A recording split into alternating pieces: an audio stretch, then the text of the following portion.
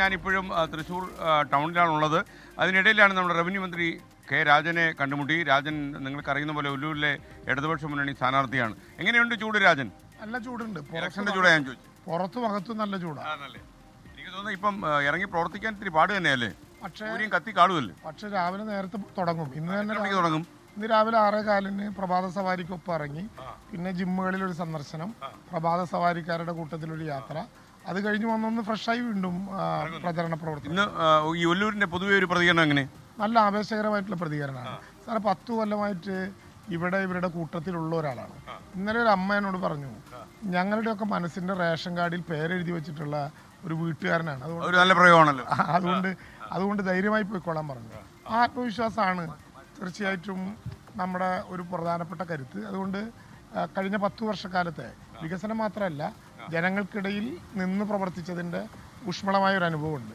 ഞാൻ മന്ത്രിയായി പോയിട്ടും ആഴ്ചയിൽ 3 ദിവസം നിർബന്ധമായിട്ടും മണ്ഡലത്തിൽ ഏത് വിധേനയും വരും. മാത്രമല്ല എല്ലാ ആഴ്ചയും മണ്ഡലത്തിലെ വികസന പരിപാടികൾ ഒരു റിവ്യൂ നടത്തും. അതുകൊണ്ട് വളരെ വേഗത്തിൽ ആ കാര്യങ്ങൾ പോയി. അതിൻ്റെയൊക്കെ ഒരു സന്തോഷം ജനങ്ങൾക്കിടയിലുണ്ട്. പൊതുവെ ഒരു മത്സര ചിത്രം എങ്ങനെയാണ്? ഒരു ത്രികോണ മത്സരം ഉണ്ടോ ഒല്ലൂരിൽ? അല്ല, ഒല്ലൂരിൽ മാത്രമല്ല, ഞാനൊരു കാര്യം പറഞ്ഞേക്കാം. ഈ മത്സരിക്കുന്ന എല്ലാവരെയും അർഹിക്കുന്ന ബഹുമാനത്തോടെയും അർഹിക്കുന്ന ഗൗരവത്തോടെയും തന്നെ കാണുന്ന ഒരാളാണ് ഞാൻ. ആരും ഒന്നിനും താഴെയും ഒന്നിനും മീതിയല്ല. അപ്പം അതുകൊണ്ട് എല്ലാവരും നന്നായി മത്സരിക്കട്ടെ. ജനാധിപത്യത്തിൻ്റെയും മതനിരപേക്ഷതയുടെയും നല്ല ഇടമാണ് ഒല്ലൂർ. അതുകൊണ്ട് നല്ല മത്സരം നടക്കട്ടെ. ശക്തമായിട്ടുള്ള വിജയപ്രതീക്ഷ കഴിഞ്ഞ തവണത്തെക്കാൾ. രാജൻ, കേരളത്തിൽ പൊതുവെ ചർച്ച ചെയ്യപ്പെടുന്ന രാഷ്ട്രീയ പ്രശ്നങ്ങളൊക്കെ ഒല്ലൂരിൻ്റെ ഇതിലുണ്ടോ? സ്വാഭാവികമായിട്ടും എല്ലാ പ്രശ്നങ്ങളും ചർച്ച ചെയ്യപ്പെടും. രാഷ്ട്രീയം പ്രധാനപ്പെട്ട ഒന്നാണെന്നുള്ളത് കൊണ്ട് അത് ചർച്ച ചെയ്യപ്പെടാതെ പോകില്ല. പക്ഷെ അതിൻ്റെ ഒരു നേരായിരിക്കും ഒല്ലൂർ കാണാൻ പോകുന്നത്. അല്ല, ഇതിനകത്ത് ഏറ്റവും പ്രധാനപ്പെട്ട കാര്യം, അതായത് ഇപ്പം LDF ഉം UDF ഉം തമ്മിൽ പ്രധാന മത്സരം നടക്കുമെന്ന് പറയുമ്പോൾ തന്നെ NDAയും സജീവമായിട്ട് തന്നെ കളത്തിലുണ്ട്. NDA ഉണ്ട്. പക്ഷെ അങ്ങനെ ഇവിടെയൊന്നും ജയിക്കുന്ന വിധത്തിലേക്കുള്ളൊരു മത്സരത്തിലേക്ക് എത്തിയിട്ടില്ല.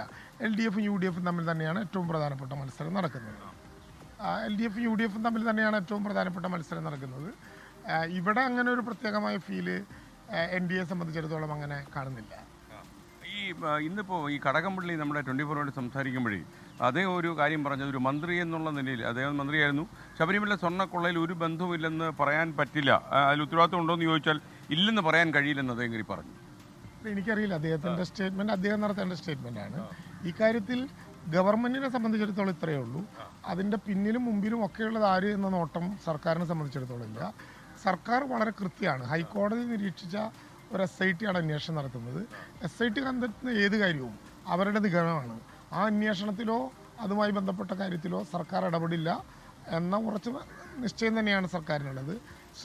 പിന്നെ അയ്യപ്പൻ്റെ സ്വർണ്ണം ആർക്കും എവിടെയും കൊണ്ടുപോകാൻ അനുവദിക്കില്ല. അതിൽ ഏറ്റവും ശക്തമായിട്ടുള്ള ഏത് അന്വേഷണത്തെയും സർക്കാർ പൊതുവെ സ്വാഗതം ചെയ്യുക. അന്വേഷണം നേരെ നടക്കുന്നുണ്ട് വിശ്വസിക്കുന്നു രാജന്? അല്ല, കോടതി തന്നെ അങ്ങനെയാണല്ലോ പറയുന്നത്. കോടതി നിയോഗിക്കുകയും കോടതി നിരന്തരമായി ഇടപെടുകയും ചെയ്യുന്നൊരു വിഷയമായതുകൊണ്ട് അക്കാര്യത്തിൽ മറ്റൊരു അഭിപ്രായം പറയേണ്ട കാര്യമില്ല. ഏറ്റവും കൃത്യമായ വഴിയിലൂടെ തന്നെയാണ് പോകുന്നതെന്ന് തുടർച്ചയായി കോടതി നിരീക്ഷിക്കുന്നുണ്ടെന്നാണ് എൻ്റെ വിശ്വാസം. ഈ ഒല്ലൂരിലെ രാജൻ, ഇത്തരം രാഷ്ട്രീയ പ്രശ്നങ്ങളൊക്കെ ഉയർന്നു വരുന്നുണ്ടോ, അതോ പ്രാദേശിക പ്രശ്നങ്ങളാണോ, വികസന പ്രശ്നങ്ങളാണോ അവിടെ ചർച്ച ചെയ്യുന്നത്? അല്ല, പൊതുരാഷ്ട്രീയം തീർച്ചയായിട്ടും ചർച്ച ചെയ്യും. എല്ലാ നിയോജക മണ്ഡലത്തിലും അത് ചർച്ച ചെയ്യണമെന്ന് തന്നെയാണ് എൻ്റെ അഭിപ്രായം.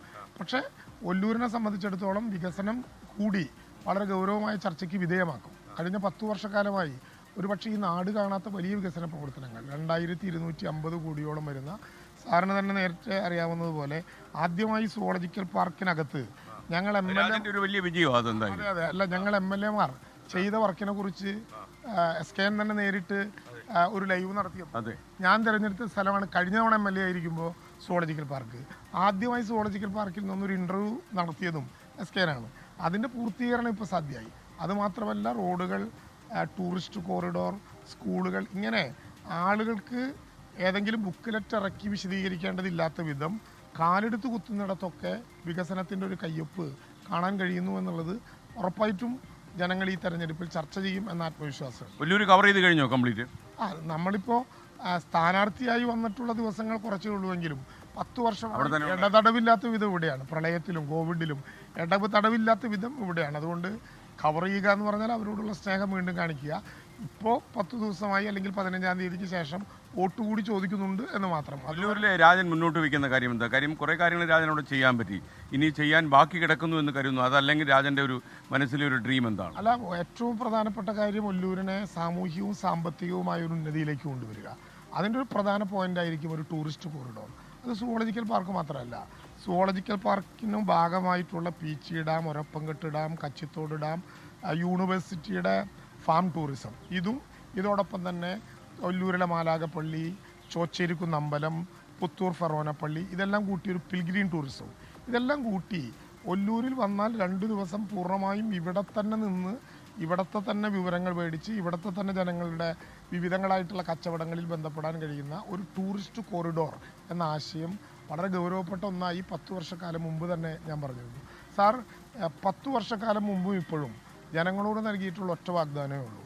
അതായത് എൻ്റെ പേരിൻ്റെ നേരെയുള്ള ചിഹ്നത്തിൽ വോട്ട് ചെയ്ത ഒരാൾക്കും വോട്ട് ചെയ്യാൻ പ്രേരിപ്പിച്ച ഒരാൾക്കും 1 മിനിറ്റ് പോലും എന്നെ പ്രതിയോ അന്ന് ചെയ്തതിനെ പ്രതിയോ തലകുനിക്കേണ്ടി വരില്ല എന്ന വാഗ്ദാനം ഞാൻ കൊടുത്തത് സത്യസന്ധമായി പാലിക്കാൻ കഴിഞ്ഞു. അതാണ് എൻ്റെ ആത്മവിശ്വാസം. ശിഷ്യന്മാരായതുകൊണ്ട് വഴിതെറ്റി പോയിട്ടില്ല എന്ന് പറയുന്നത്. ഞാൻ നേരെ പാണഞ്ചേരിയിലേക്കാണ്. നമ്മുടെ ഫാമുകളിലൂടെയുള്ള യാത്രയാണ്. പാണഞ്ചേരി പഞ്ചായത്തിൽ നിന്നാണ് തുടങ്ങുന്നത്. ബനാന റിസർച്ച് സ്റ്റേഷൻ ഉണ്ട്, പാണഞ്ചേരി ഫാമുണ്ട്, വിവിധ കൃഷി വകുപ്പിൻ്റെ ഫാമുകളുണ്ട്. അതിലെ തൊഴിലാളികളെയൊക്കെ കണ്ട് യാത്ര. ഇന്ന് 4 മണിക്ക് ബഹുമാനപ്പെട്ട മുഖ്യമന്ത്രി തന്നെ തെരഞ്ഞെടുപ്പ് പ്രചരണാർത്ഥം മണ്ഡലത്തിലെ പട്ടികാട് വരുന്നുണ്ട്. അതിന്റെ മുന്നൊരുക്കങ്ങളും ഇതിന്റെ ഭാഗമായി. രാവിലത്തെ ഭക്ഷണമൊക്കെ ഇങ്ങനെ പോകും.